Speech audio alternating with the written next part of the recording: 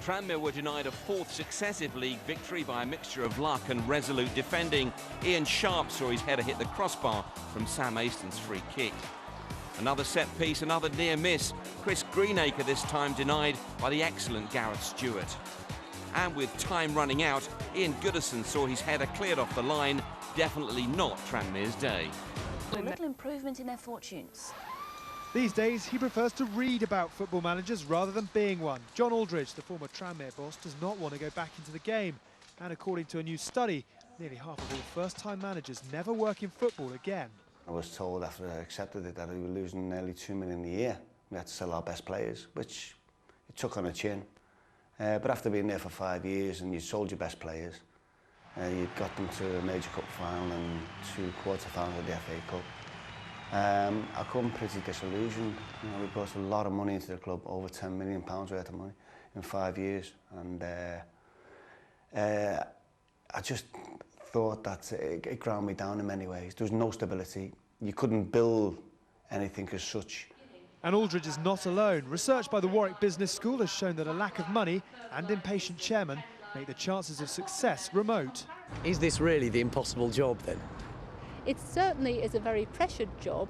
I've come across 1 or 2 first-time managers who've said they do not wish to seek another post because, in fact, in 2 years' time, they could be in the same position.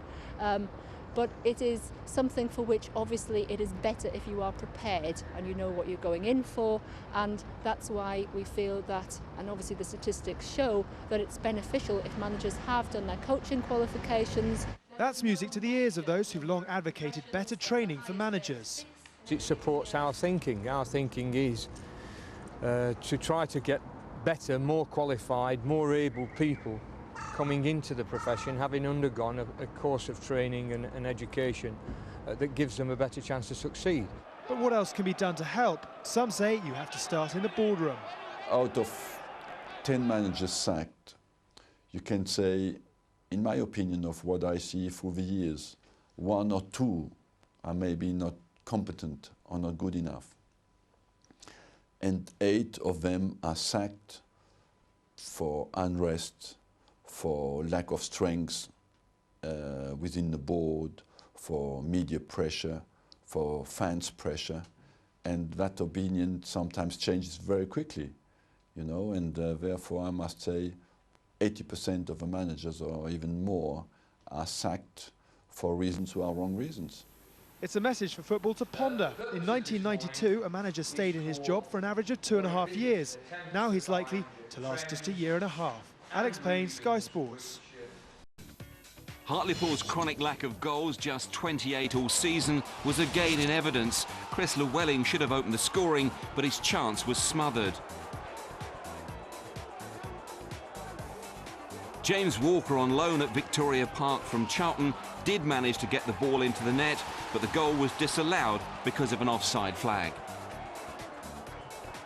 Tranmere had their moments too and might have snatched the lead in the second half. Gareth Roberts' clever shot was headed off the line by Hartlepool's Richie Humphreys. Late on, it all got a bit bad-tempered. Chris Llewellyn's 2-footed lunge at Tranmere skipper Michael Jackson was definitely ex-certificate.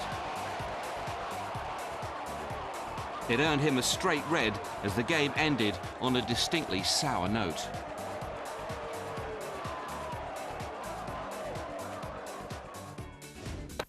Southend continued their solid start to 2006, but lacked a clinical edge to stay top. They couldn't get past a Tranmere team in good form. Freddie Eastwood took out his own frustration by smashing the crossbar. Meanwhile, Tranmere's on-loan midfielder Stephen O'Leary put himself in contention for a first Rovers goal, but twice couldn't find it. 5 out of Tranmere's last 8 games have ended 0-0. Both Bradford and Tranmere climb up a place after this gritty draw, which saw Rovers extend their unbeaten run to 9 matches. Their keeper Dino Serame kept Danny Cadamartri at bay in this match by twice stopping his long-range efforts. Brian Little's side haven't scored for 388 minutes after a 4th straight goalless draw. Finally, some goals for the Rovers fans to enjoy. Brian Little's side had drawn their 4 previous games 0-0. They took a 4th-minute lead against Huddersfield, Chris Tremarco with his first senior goal when Sam Easton's cross was allowed to run across the 6-yard box.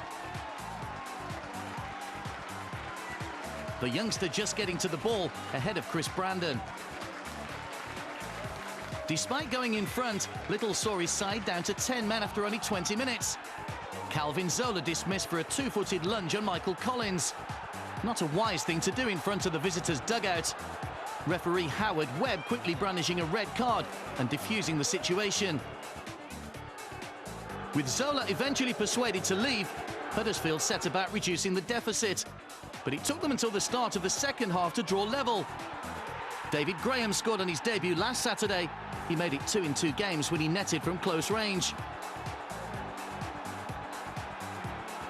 But the 10 men rose to the challenge and grabbed a winner 6 minutes from time to send Peter Jackson's team to a second defeat in 3 games. Delroy Facey with a goal of his own making.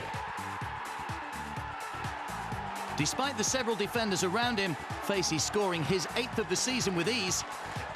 Huddersfield are just hanging on to the last playoff spot. The hard-fought game at Priestfield ended in a draw after Tranmere had gone in front 3 minutes into the second half. Republic of Ireland international Stephen O'Leary on loan from Luton, scoring his first goal for the club. O'Leary showing a good touch and benefiting from Leon Johnson's slip. The Gills equalised 17 minutes from time. Top scorer Darren Byfield on hand to turn in Tommy Black's free kick.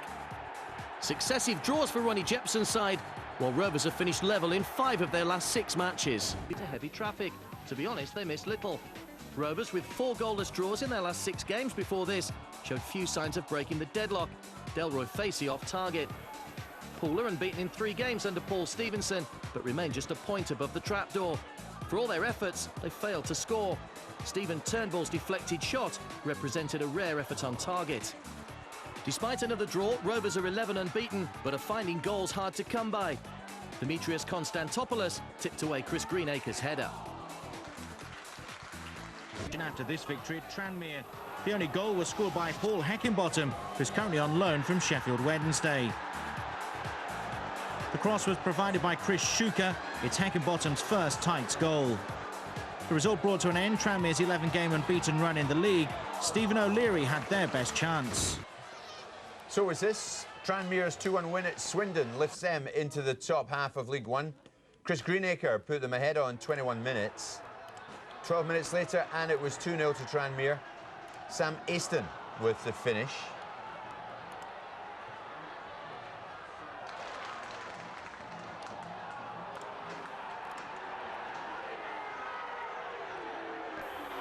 And that's how it stayed until the 69th minute, when Jamie Cureton pulled one back for the home side, but it wasn't enough, and it leaves Swindon in one of the 4 relegation places.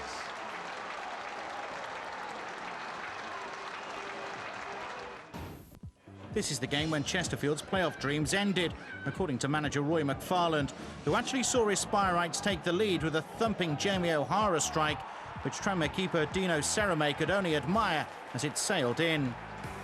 5 defeats in 6 league games have proved too costly for Chesterfield, who are 8 points off the playoffs, having played more games than their rivals. Goals have been an issue for Brian Little's team for much of this campaign. Jason McAteer's cross found Sam Easton, who did well to guide home the equaliser. The 2 former Sunderland teammates combining effectively for Rovers. This was something of a landmark for the Prenton Park faithful, who were witnessing their team win at home for the first time on a Saturday this season. Easton's second of the game made it 2-1. He's now got 3 in his last 2 matches, and both of those games have been won by Tranmere. Brian Little has challenged his players to break the 50-point barrier and ensure their League One status for another season. It was a no-nonsense run from Calvin Zola, which caused panic among the visiting defenders. Chris Greenacre was the beneficiary of keeper Carl Muggleton's partial clearance. Zola was able to swat away defenders Aaron Downs and Phil Picken to give Greenacre a tap-in for what was his 13th league goal of the campaign. McFarland says that he's bewildered by Chesterfield's recent performances. They shipped a 4th after Carl Tremarco released Calvin Zola. And Zola's cross was met by Steve O'Leary. Tranmere were really turning on the style. Chesterfield's wobble has come at a really bad time for them. After a tricky season, Rovers are poised to finish with a flourish.